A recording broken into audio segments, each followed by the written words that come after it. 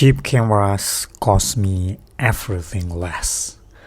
And I think that line really describes me best after this whole journey of gear acquisition syndrome. Over time, I've realized that I feel way more comfortable using cheap, affordable cameras. Not because they are better on paper, but because of how they make me feel when I use them. I don't have to constantly worry about scratching them. I'm not thinking about resale value. I'm not thinking about how much money I might lose if something happens. I don't have that weight in the back of my head. I can just use the camera, and that changes everything. Even something simple like going out for a walk, it feels lighter. I just grab the camera and go. I'm not overthinking how I store it, where I put it down, or whether something might damage it. I'm just present. It's exactly like the guy I saw in an Instagram reel. He said he was way more relaxed wearing affordable watches compared to wearing something like a Rolex. Because with a Rolex, he was constantly aware of it, constantly protecting it. It stopped being something he owned, and instead, it started owning him. And honestly, I relate to that. Just replace the watch with a camera. When you have something like a Fujifilm X70 today, I feel like it can easily create that kind of pressure unless you truly don't care about money. At least for me, that's how it feels. There is always that small fear, that moment when your camera lightly bumps into something and your heart just drops for a second. And sometimes I even get mad at myself over something so small, like almost scratching it. Maybe it's just me. Maybe I'm not at that level yet, where money isn't something I have to think about. But I know this. One day, if I ever get something like a Leica, I want to be in a place where I can treat it the same way I treat my cheap cameras. I want to own it, not be controlled by it, not be precious about it. I know I'll get there someday, it's just a matter of when. And because of that realization, I've learned something about myself. These days, I naturally gravitate towards cameras that feel free. Affordable cameras, even cheap ones, cameras that I can just use without hesitation. The Canon G12 was exactly the camera for me. That thing went everywhere with me. It wasn't a special occasion camera. It was just part of my daily life. I'd take it out during quick grocery runs, casual walks, or even just at home. I never had to convince myself to use it. And because of that, I actually use it more. I didn't worry about the scratches. I didn't hesitate to put it down. I just picked it up, shot, and moved on. That kind of relationship with the camera, it's hard to replace. But now I've been trying to find something that can give me that same feeling again. Buying another G series is unfortunately not an option anymore.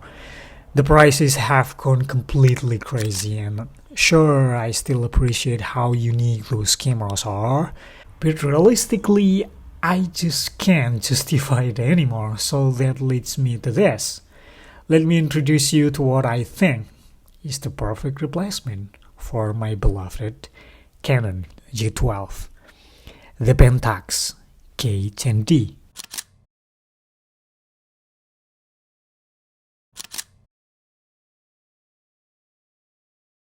Now I know this is a completely different type of camera.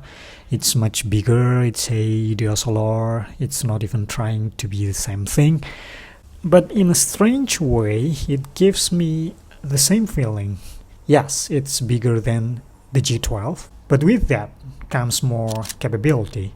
It can simply do more, and for me, one of the most important things, this camera has a CCD sensor, and honestly that's it. That's the reason. I know there is always this debate about CCD versus CMOS, whether CCD really looks more filmic or if it's just nostalgia, but from my own experience, I just like the colors. The way it renders tones reminds me of my G12, and that's enough for me. It might not make sense to everyone, but it makes sense to me. It's been about 4 months since I started using this camera, and I can say it really does feel like my G12, just in a more capable form. And more importantly, I've actually been using it. Not in a testing gear kind of way, just real life, leaving it around the house, picking it up without thinking, bring it to the table, taking photos casually without pressure. I don't edit my photos. What you see is straight out of the camera, and that's exactly how I like it. I trust the colors and I enjoy the results without needing to refine them later.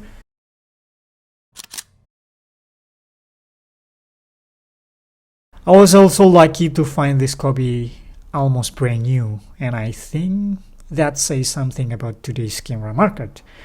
People just don't want these bulky DSLRs anymore. Everyone is chasing smaller, cleaner, more modern designs like Fujifilm or Ricoh GR, which worked out for me.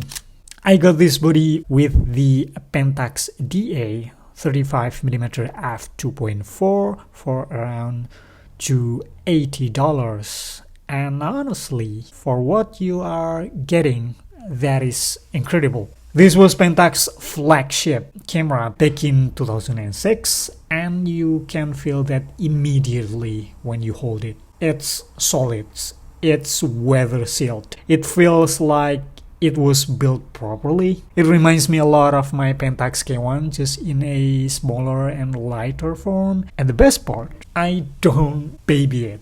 I use it the way I want to use a camera. I'll put it on the table without overthinking. I'll walk around with it casually on my shoulder. I don't feel the need to protect it every second. And that freedom, that's the whole point of me. It's actually quite compact for a DSLR, definitely much smaller than the K1, and that was something that surprised me when I first picked it up. You expect something from this era to feel big and heavy, but this one sits in the nice middle ground where it still feels substantial, but not overwhelming. I also really love the proportions of the K10D. It's a bit wider, less boxy compared to something like the K1, and it just feels more balanced in my hands. There is something about the way the weight is distributed that makes it comfortable to carry around for longer periods. And for me, the look of a camera always matters. I know some people don't care about that, but for me, it's a big part of the experience. It's part of what inspires me to actually pick up the camera and shoot. There are days when I don't feel like going out or taking photos at all, but just seeing the camera sitting there on the table, the way it looks, the way it's designed, it kind of pulls me back in. It gives me that small push to just grab it and go. And I think that's also why people love rangefinder cameras. It's not always about specs, it's about how the camera makes you feel and how it invites you to shoot. Even when I compare it to something like the Nikon D200, which technically shares the same CCD sensor, I still prefer the Pentax. Not because it's objectively better, but because I connect more with how it looks and feels. And that matters more than people think.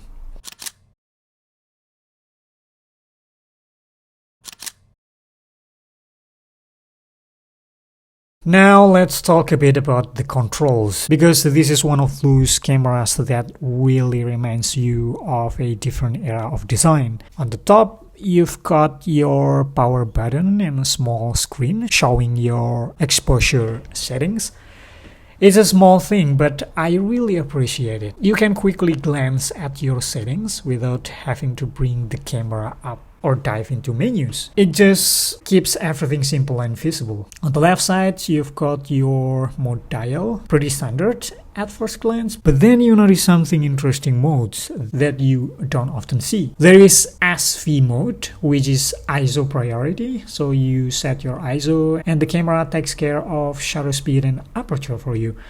It's not something I use all the time, but in certain situations, especially changing lights, it can actually be very useful.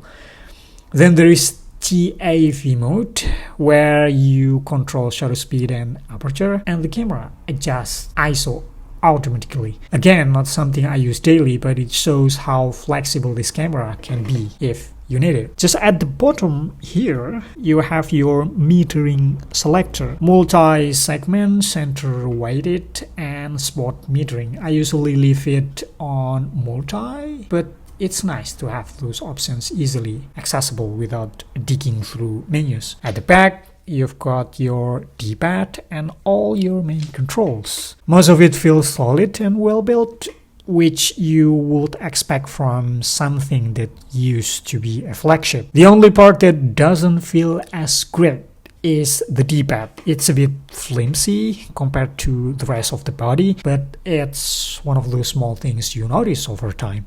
You also get a dedicated focus area selector, which I actually like having as a physical control. You've got auto, you've got select, which is where you can choose one of the 11 focus points, and you also have center mode. And honestly, I just stick to center mode most of the time. It's simple, reliable, you just focus, recompose, and shoot.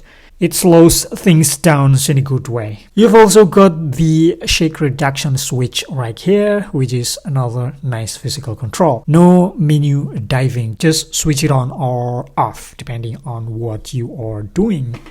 And this is something small, but I really enjoy it. The way you open the SD card slot, look at that.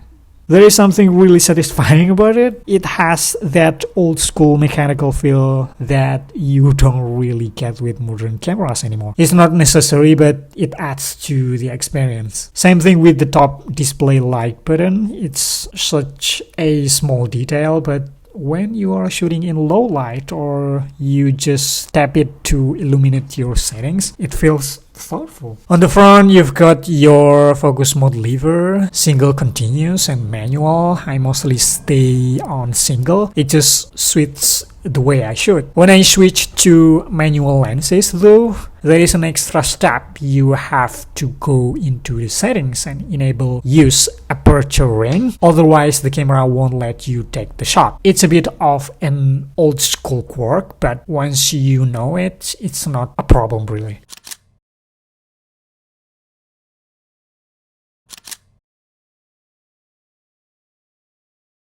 Now, one of my absolute favorite things about this camera is the flash.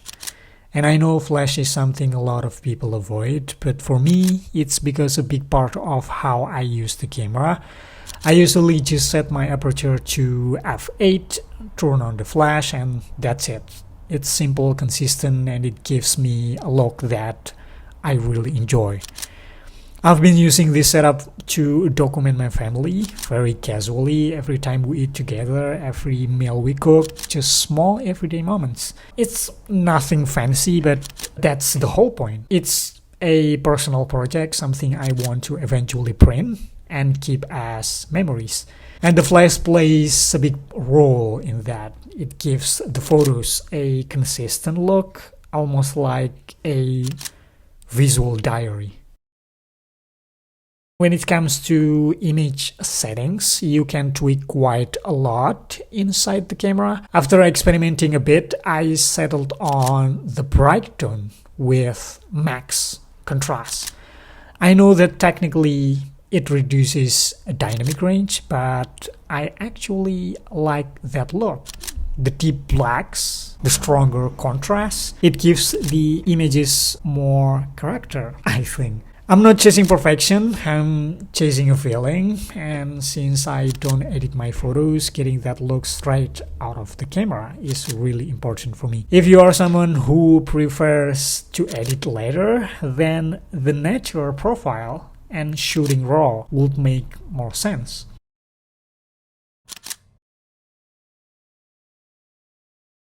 One downside though, you can shoot black and white directly in camera. You have to convert it after taking the photo in playback mode. There are some filters like black and white, sepia, soft, and others, and they actually have a pretty unique look. But if you are serious about black and white, you'll probably want to shoot raw and handle it later. Thankfully, there is a dedicated raw button, which makes it really easy to switch between raw and JPEG without interrupting your flow.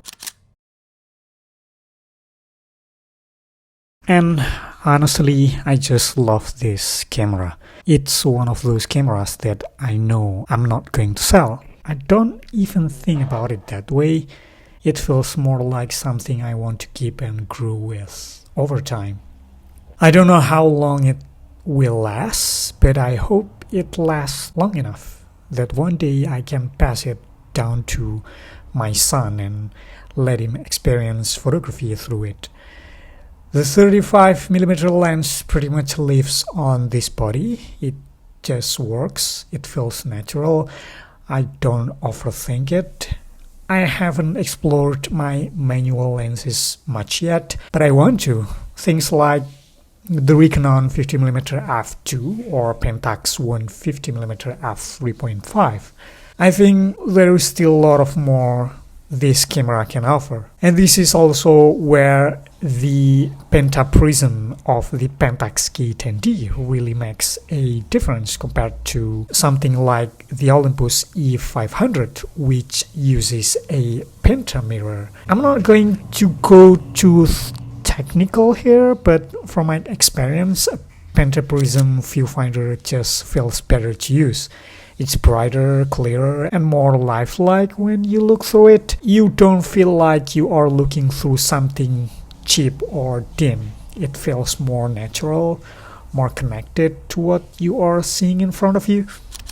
With pentameter cameras like the E500, the viewfinder tends to be smaller and a bit darker. It still works, but it just doesn't feel as immersive. And for me, that matters a lot, because when I raise the camera to my eye, I want that moment to feel good.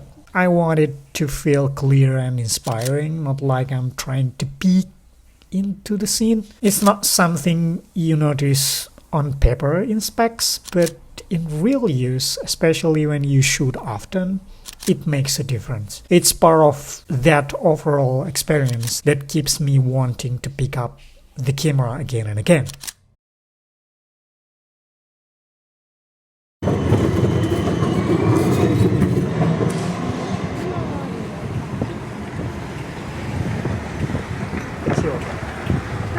Now, one thing I have to admit, would I use this camera for street photography? Probably not. I've tried, and I have to be honest, it's challenging. Not because the camera can't do it, but more because of me. I just don't have the confidence. Maybe it's something I'll grow into, but right now I don't feel comfortable pointing a camera at people like that. There is always that hesitation, that small fear of confrontation, and because of that, I find myself naturally avoiding it. Or maybe, if I'm being honest, I feel like if I ever really wanted to get into street photography, I'd probably want something like a Leica M. Something more discreet, more intentional for that kind of shooting. But these days I've noticed something about myself. I actually enjoy photographing buildings and environments more than people.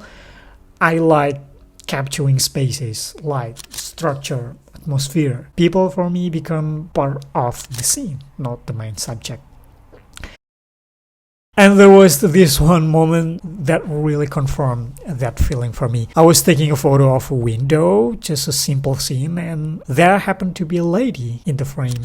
After I took a shot, she came up to me and politely asked if I could delete the photo and maybe take it again without her. She said she didn't want to look silly in my picture, and of course I immediately agreed, but she was also curious, so she asked to see the photo. When I showed her, the image was actually blurred, and she was very blurred as well. So I asked her again, do you still want me to delete it? And she just smiled and said it was fine. But after that moment, did I take the photo again? No, I didn't. I just lost the appetite to shoot. And it made me realize something, those kind of interactions, even when they are polite, they take something out of me. It breaks that flow, that quiet moment I enjoy when I'm shooting. And that is probably why I lean more towards environments. I like observing without interrupting. I like capturing things as they are without needing to engage too much. People can still be in the frame, but not as the main focus. I think that's just kind of photographer I'm right now. Maybe that will change one day. Maybe a different camera might inspire me in a different way. But for now, I'm okay with this, because at the end of the day, I still really love this camera. And more importantly, I love what I use for documenting my life, my family, the small everyday moments that actually matter to me. For me, this camera fits perfectly into my life right now. It's not sleek, it's not trendy, but it's reliable, it's enjoyable to use, and it encourages me to keep shooting. And at the end of the day, that's really what I want from a camera. Would I recommend it? Probably not for everyone, but if you are into these kinds of niche character-driven cameras, and if you find one at a reasonable price, it's definitely something worth trying. There are other solid options like the Nikon D200 or Olympus E500, but for me, I just connect more with this one. The design, the feel, even the viewfinder, it all adds up. Even if one day I get a Leica, for example, I know I'll still miss using this camera, especially for those flash moments with my family. What do you think? I guess I'll see you in the next video. Keep snapping and keep it budget tight. Au revoir.